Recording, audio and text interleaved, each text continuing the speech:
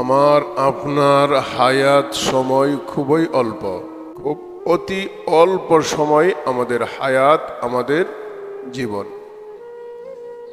আমাদের মৃত্যুটা আমাদের কেমন নিকটে?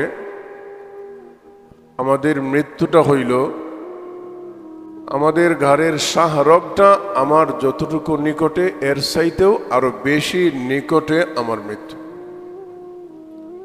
যদিও আমি আপনি মৃত্যু নামক বস্তুকে দেখি না, স্পর্শ করতে পারি না, ধরতে পারি না, তারপরেও সৃষ্টিকর্তার বিধান, আল্লাহ তাআলার বিধান, নিয়ম, মৃত্যু আমাকে গ্রাস করবেই কোনো না কোনো সময়।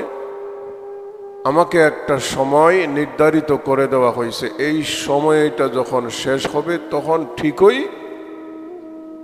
মৃত্যুর দূত আজরাইল আলাইহিস সালাতু ওয়াস সালাম আমার আপনার সামনে হাজির হয়ে যাবে। কেউ দাওয়াতও দিতে হবে না, আবার কেউ ঠেকাইতেও পারবে না। এটাই পৃথিবীর বাস্তবতা। দেখেন না, আমার সামনে আমার আব্বা, আমার দাদা, আমার আম্মা, ভাই, শাশুড় শাশুড়ি, আত্মীয় স্বজন এভাবেই চলে যাইতেছে, কিন্তু আমি আপনি পারি না তাদেরকে আটকিয়ে রাখতে।